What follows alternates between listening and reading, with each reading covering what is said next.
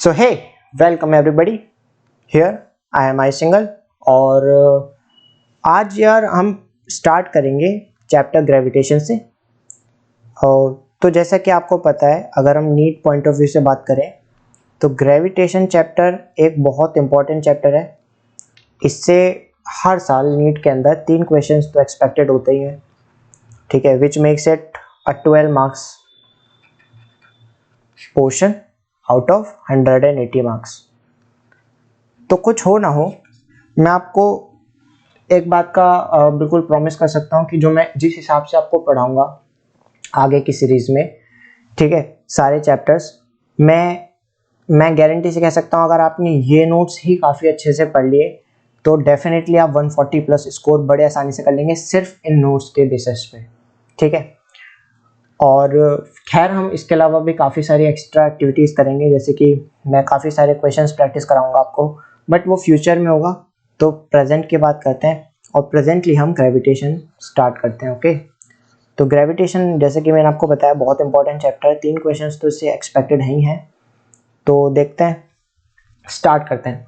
तो ग्रेविटेशन में मैं आपको सबसे पहली बात बताऊँगा, मान लीजिए 2 ऑब्जेक्ट्स हैं, एक का मास m1 है और एक का मास m2 है और दोनों r डिस्टेंस पे सेपरेटेड हैं, ठीक है, दोनों r डिस्टेंस पे सेपरेटेड हैं। तो इसमें एक फोर्स लग रही होगी, ठीक है। अब वो फोर्स अट्रैक्टिव है, रिपल्सिव है या किस नेचर की है, वो हमें कैसे पता चलेगा। मान लीजिए 2 यहाँ पे और चार्जेस हैं, एक का चार्ज q है, एक का चार्ज भी q है, या q1 q2 ले लेते हैं हम इसको, और ये सेम चार्जेस है। मान लीजिए ये प्लस है तो ये भी प्लस है, ये माइनस है तो ये भी माइनस है, ठीक है, नेचर सेम है, मतलब ये प्लस है तो ये भी प्लस है, ये माइनस है ये माइनस है, तो same charges always repel each other, तो ये रिपल्शन करते हैं, ये हमको पता है, ठीक है।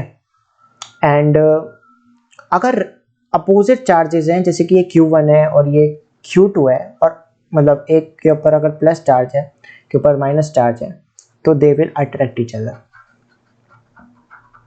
अच्छा, चार्जेस के केस में तो ये होता है।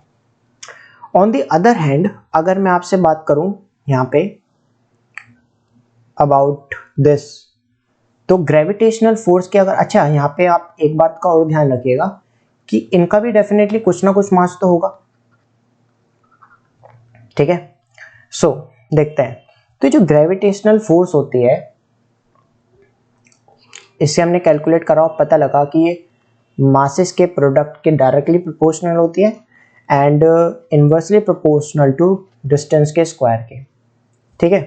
तो कंबाइनिंग अगर दोनों को करें तो F gravitation is proportional to m1 m2 by r square.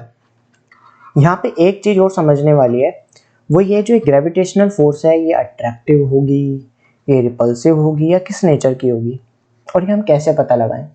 तो ये देखिए, तो इसका पता यहाँ से लगा था कि भाई एक तो ग्रेविटी को मैं आपको बता दूँ कि आइजैक न्यूटन एक बार एप्पल ट्री के नीचे बैठे थे, पर्सन के ऊपर एप्पल गिरा, तो वहीं से जी की खोज हो गई कि मतलब जो जिस एक्सेलरेशन से वो नीचे गिर रहा होगा वो 9.8 मीटर्स पर सेकेंड स्क्वायर होगा। ओके, अर्थ पे ये वैल्यू होती है,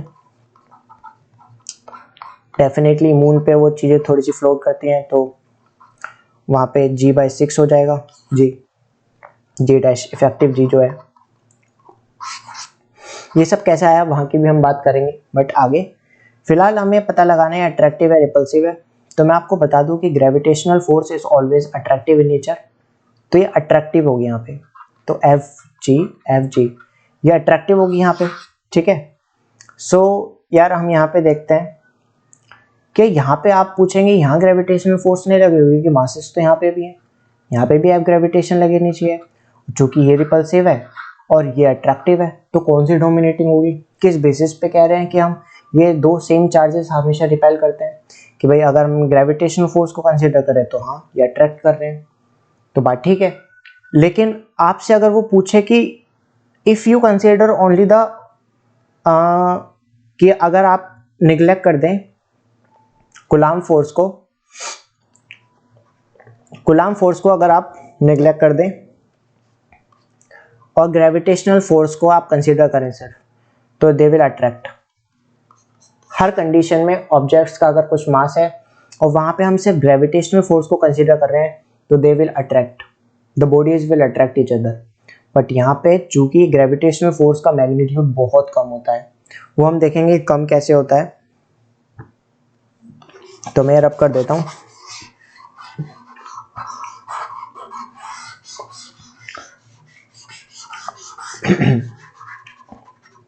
तो हम यहाँ थे, इससे आगे का सिस्टम देखते हैं क्या होता है। तो ये देखिए हमने देख लिया। अब मुझे ये जो मैंने प्रोपोर्शनलिटी का साइन लगाया इसे हटाना है, तो मैं यहाँ पे लिख देता हूँ F gravitational equal to G m1 m2 by r square.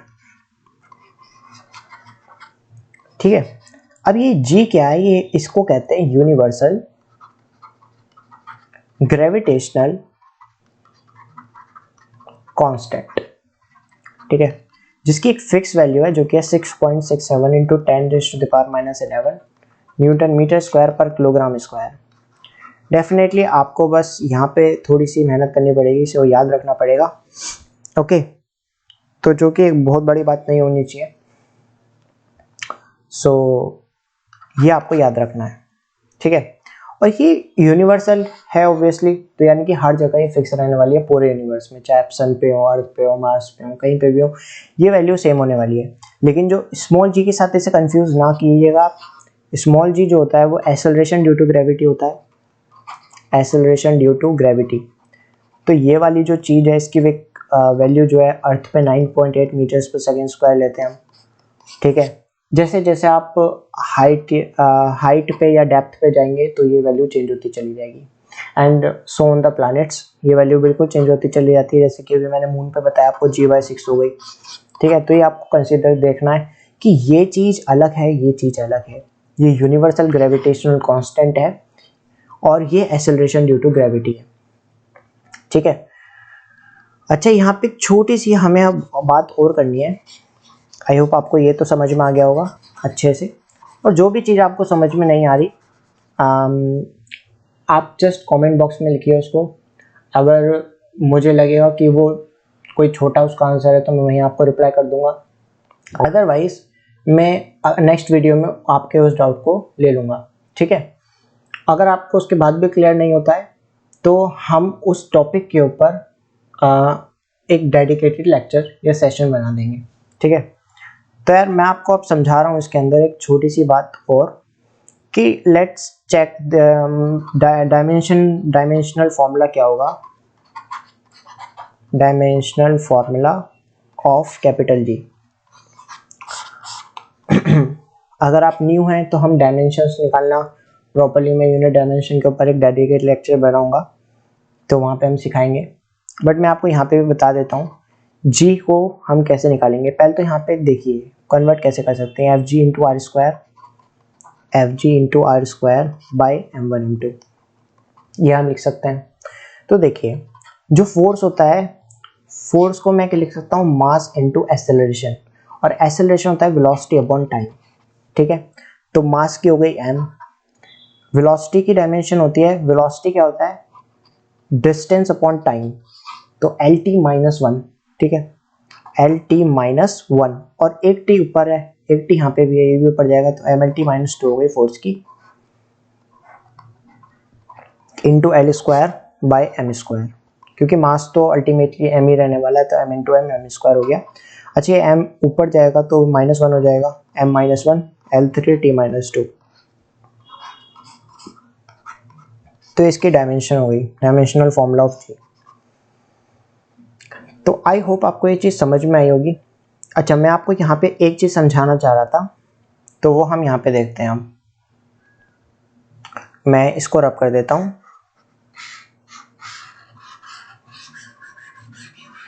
ये चीज़ें हम रब कर देते हैं और अब हम देखते हैं कुछ डाउट्स अपने। देखिए जो आपके इस टाइम डाउट आ रहा होगा आपके माइंड में, वो ये होगा कि अभी मैं एक बात कर रहा था कि भाई अगर दो ऑब्जेक्ट्स हैं, यहाँ पे डेफिनेटली इनका चार्ज क्यू मास m है, मान लीजिए इसका भी चार्ज क्यू मास m है, तो भाई अगर मैं कूलम्ब फोर्स कंसीडर करूँ तो ये रिपेल कर रहे होंगे आपस में एक दूसरे को, एफ रिपल्शन। ठीक है। और बिकॉज ऑफ ग्रेविटेशनल फोर्स ये एक दूसरे को अट्रैक्ट कर रहे होंगे, ये एफ ग्रेविटेशन की वजह से होगा, ठीक है। तो मैं किसको डोमिनेटिंग मानूं? तो मैं जो डोमिनेटिंग मानूंगा वो किस बेसिस पे मानूंगा? तो जैसे कि हमने यहाँ पे फॉर्मूला डिराइव करा था कि F gravitation is G m1 m2 by r square.